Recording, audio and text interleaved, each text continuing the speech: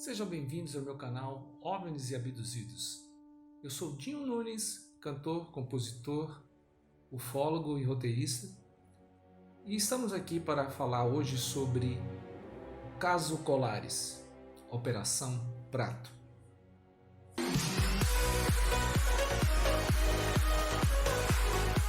O caso Colares é um dos casos mais importantes da ufologia brasileira e mundial, porque foi exatamente uma grande operação, se não foi a maior operação militar envolvendo estudos com OVNIs em todo o mundo. E isso foi que causou uma comoção muito grande no estado do Pará, exatamente na cidade de Colares. E nós vamos falar exatamente das particularidades desse caso. Mas antes de tudo, eu quero convidar você para que você que gosta desse assunto possa se inscrever no canal e compartilhar esse conteúdo com todos os seus amigos, as pessoas que curtem e quem quer aprender um pouco mais sobre isso. Então vamos ao vídeo. Depois de vários relatos de alguns moradores da ilha de Colares de que estavam sendo atacados por uma estranha luz que ao cair da noite sempre, o prefeito da cidade começou a se preocupar exatamente porque isso estava acontecendo diariamente e as pessoas estavam simplesmente fugindo da cidade, um verdadeiro êxodo. Isso começou a afetar o funcionamento normal da cidade, como o abastecimento, e as pessoas simplesmente estavam apavoradas. Por essa razão, o prefeito solicitou ajuda ao governo do estado, que prontamente entrou em contato com as Forças Armadas para que pudessem fazer um monitoramento e investigação do que estava acontecendo. Enquanto isso, os homens acendiam fogueiras e lançavam fogos de artifício no intuito de afastar os OVNIs. Desta feita, a aeronáutica enviou o comandante, o capitão Wirangê Holanda, que seria praticamente o chefe de investigação do que estava acontecendo na cidade de Colares. E a partir daí, ele levou um contingente de militares para que pudesse auxiliá-lo. E durante o mês de setembro de 1977 até dezembro, eles conseguiram fazer mais de 500 fotos e inúmeros filmes com nitidez excelente, podendo provar toda a existência dessas luzes inteligentes. Porém, todas elas estão guardadas as 7 chaves como ultra secreto pelas Forças Armadas. E nesse material está incluído documentos com mais de 2.000 páginas, relatando todos os acontecimentos em Colares, que todas as pessoas eram atacadas sempre após as 9 horas, quando as luzes se apagavam, e às vezes até um pouco mais cedo. Inclusive, essas luzes conseguiam entrar pelas frestas das casas, onde pegavam as pessoas exatamente na hora que estavam dormindo.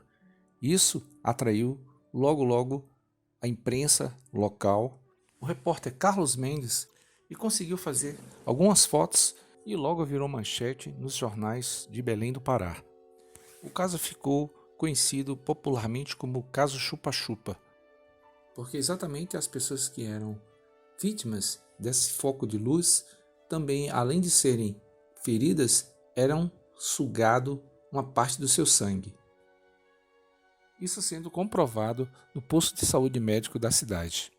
A médica local, Velaide Carvalho, de apenas 22 anos, foi uma das testemunhas mais importantes desse caso, pois ela constatou que vinham pessoas de outras localidades próximas que não se conheciam e contavam a mesma história, e isso fez com que ela notasse que esse caso não era apenas uma alucinação coletiva e estava acontecendo alguma coisa realmente concreta, pois as pessoas tinham as mesmas características de anemia e ferimentos e a médica não tinha tantos recursos para lidar com isso.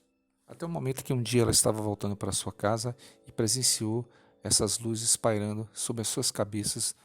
A sua auxiliar foi atacada pela luz, mas estranhamente a doutora foi poupada, como se soubesse que ela era a médica do local.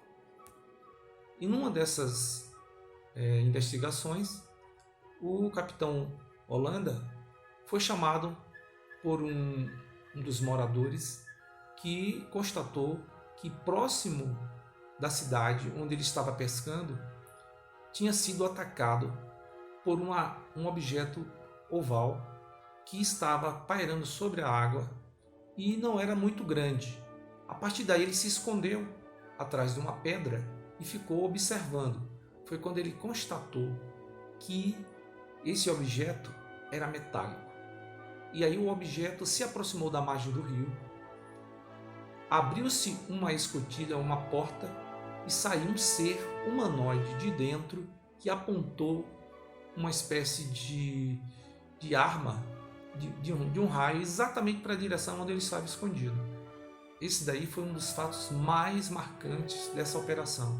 Mas o mais marcante foi quando um objeto imenso, de cor preta, passou por cima do acampamento dos militares e logo em seguida ficou estacionado do outro lado do rio, enquanto se posicionavam algumas luzes que saíam de dentro desse objeto.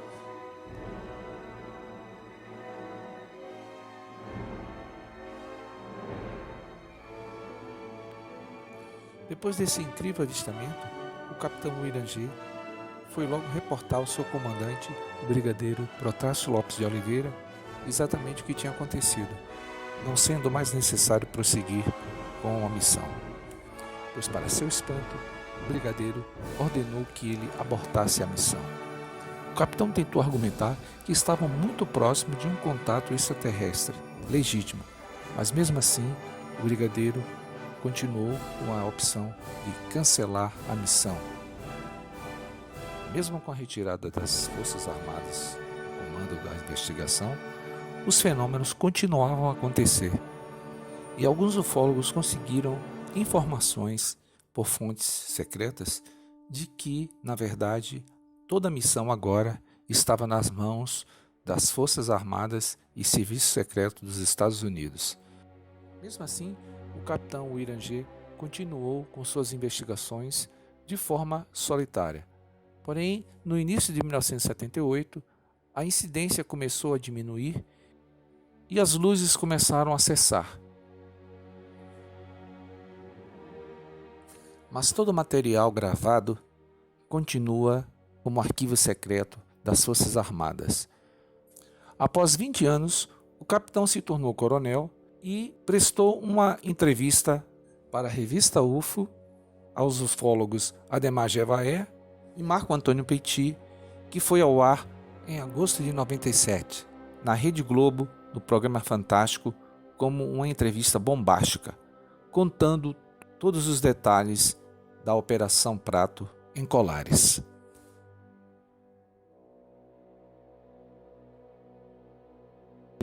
Me motivou isso. Hoje, eu já penso diferente. Eu acho que já deve ser dito alguma coisa. Eu acho que esse assunto deve ser espalhado, Deve ser explicado. Ah, é o que eu te disse, vou fazer 60 anos. Daqui a pouco eu estou com 60, daqui a pouco eu chego a 70. Se não, morreu o coronel e acabou. A entrevista foi ao ar de forma surpresa, pois ninguém esperava essa entrevista. Ela não foi anunciada na programação da Rede Globo, para que talvez não sofresse nenhuma represária das Forças Armadas. Logo após a sua entrevista ter ido ao ar, estranhamente, o coronel Uirangê Holanda cometeu suicídio. Isso ficou realmente marcado como uma tragédia, porque todos os segredos ficaram com ele. Pois ele não contou tudo, ainda havia muito a se descobrir e as fotos e filmes ainda continuavam guardadas às 7 chaves pelas Forças Armadas. Entre 2013 a 2014, foi identificado alguns casos muito semelhantes ao que aconteceu em 77 em tribos no Acre. Isso foi denunciado pelo artista Benki Piaco, da tribo Axanincas, onde tudo foi comprovado através dos investigadores da FUNAI e a Polícia Federal que foram até o local, e tudo protocolado em documento. A aeronáutica se manifestou dizendo apenas que se tratava de um conflito entre as tribos e não mais se envolveu no caso. Tudo levando a crer que as experiências extraterrestres continuam sendo feitas com os indígenas, até agora em 2020.